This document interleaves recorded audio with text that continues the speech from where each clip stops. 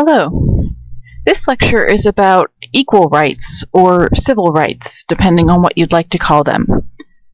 I'd like to remind you before we start that civil rights are distinct from civil liberties. Civil liberties, as we discussed in the earlier lecture, usually refer to the rights of individuals. Civil rights, in contrast, at least in the United States, refer very distinctly to the rights of groups. So that, for example, while everyone technically has the right to vote, which is indeed on some levels a civil liberty, there are groups for whom that right has been challenged. Civil rights, such as the Voting Rights Act, protect the special rights of people who have historically been denied the exercise of those rights. And while your book does a very good job explaining the history and challenges affecting different groups, I would like to do something different in this lecture. I'd like to talk a little bit about why this stuff is important in the first place, or to get us to think differently about them. Years ago, when I taught in a different state, I had a colleague who would begin his civil rights lectures by taking all of his students in his class into a hallway. This was a medium-sized class. And he would then take a couple of individuals, normal, healthy, undergraduates, average, probably most of them were in their early 20s, and he would have them run races. So he would begin his first race by having two people start at a starting line and basically saying, okay, run to the doorway at the end of the hallway and go. And then the two students would run that race.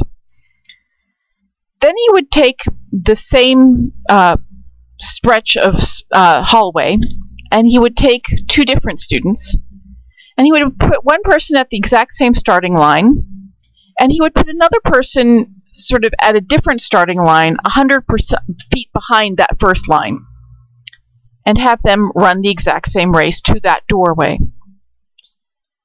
And then he would run a final race where he would take, again, two different students, put them both at the same starting line, but before the race would begin, he would tie one person's foot so that his foot was sort of tied up at the knee so that he couldn't put his foot on the ground. And that student would have to hop all the way to the finish line, while the other person would run normally. And my colleague would do this to sort of make three very distinct points before we started talking about civil rights. The first point my colleague was trying to make is that we all in America say we want equality, but the very big question becomes equality in what? The first race, the race with just two randomly selected students, pointed out that we will never have equality in results because some people are just naturally faster runners than others. But we want equality in opportunity. And so while the first race had two students who started at the exact same starting line, that was an equal opportunity because they started at the same starting line. One got to the end result faster than the other, but we think that was equality and opportunity. The second point my colleague was trying to make is that we can all agree that there was injustice in the past. But the question is, has that completely gone away? Or has the past had some effect on the opportunities of the present? Is it, are we all, when we start running the race, starting at the exact same starting line? Or is one student still technically 100 feet behind for whatever reason? And if so, how do we make up for it? Do we think that today we have all started at the same starting line?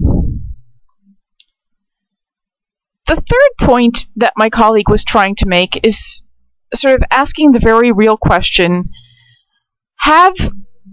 are there places where past discrimination has hobbled individuals so they cannot run the race properly?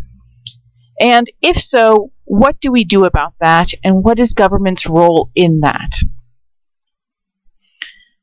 Keep these questions in mind as you're thinking about the questions of equal rights and civil rights.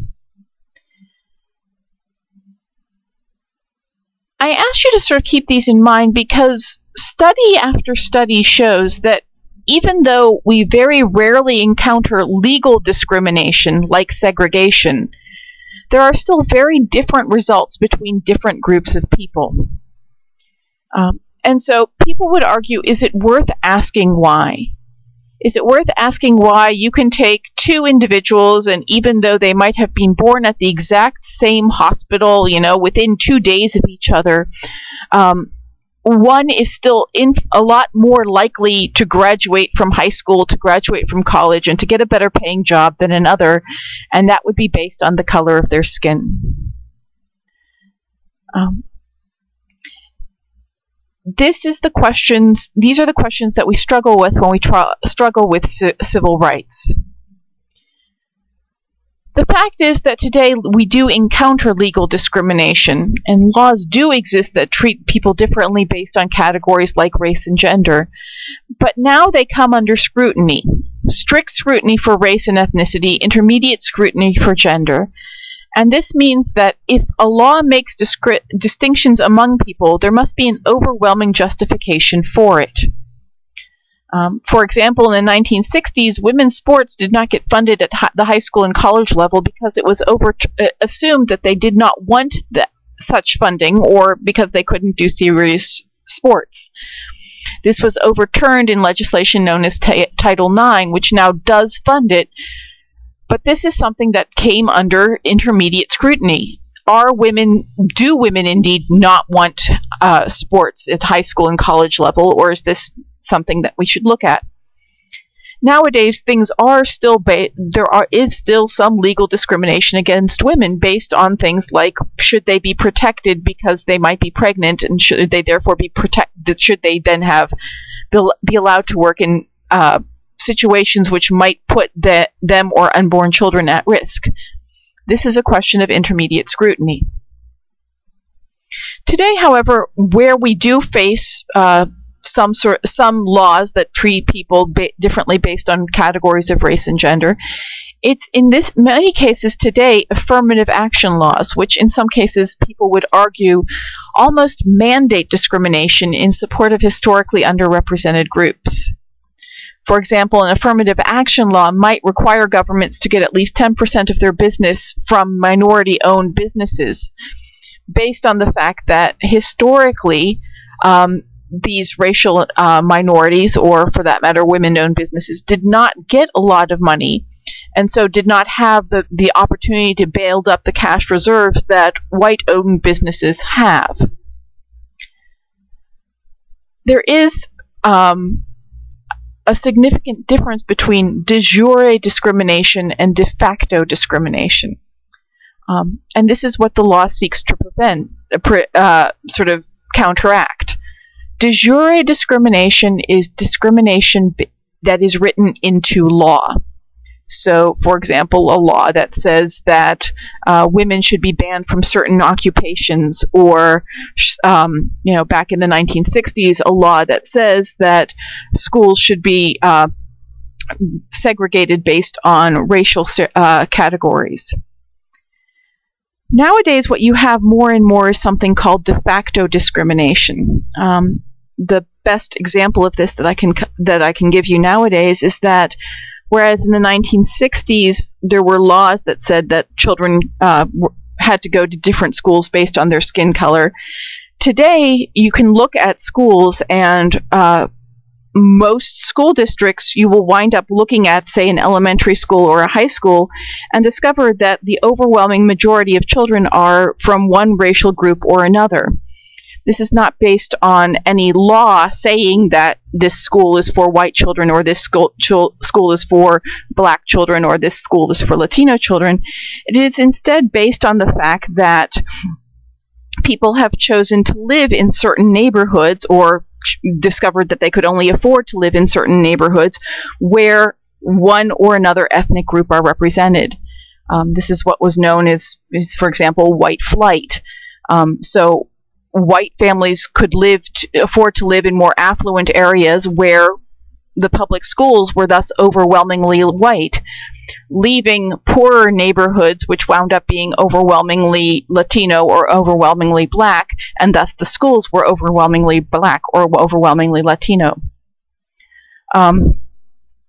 Interestingly, nowadays, de jure discrimination tries to counteract the effects of de facto discrimination. So, for example, you might notice that there are now laws written that require people to hire minority people, or in particular, let's think of things like law schools. Law schools have now learned to consider race in their application process, because they've learned that if they only took students from the best schools, they wound up disproportionately favoring white students who were wound up going to better schools. Thus, the de jure discrimination, the discrimination that has been written into laws, has been written in to counter the de facto discrimination of some of racial imbalance based on sort of better schools being winding up being in predominantly white neighborhoods.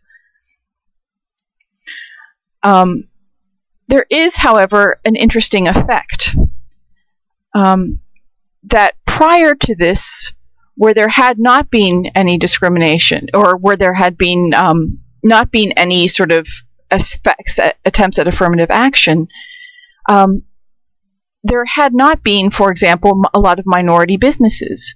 Why? Because of the legacy of discrimination. So that, for example, back in the 1950s, when there was segregation, the larger businesses were owned by whites, and this allowed the white people to have a lot of capital. African Americans, because of discrimination, or for that matter, Latinos, or in some cases Asian Americans, because of discrimination and so on, did not have a lot of money to draw on, were discriminated against in getting business loans and so on, and so we're not able to have a lot of, you didn't have a lot of minority-owned businesses because of the effects of this. Fast forward 20, 40, 60 years since the 1950s, there haven't been a lot of, small businesses that have been handed down from parents to children. Why? Because the parents didn't have the business to pass on to their children. This sort of points to the two ongoing issues in combating the history of prejudice. So that while you can say today that, today we don't have segregated schools that are legally segregated, today we have equality of opportunity, there are still two significant things that are sort of holding back some groups. One is the fact that while you can outlaw legal prejudice and legal segregation, you cannot necessarily prevent what's going on in people's minds.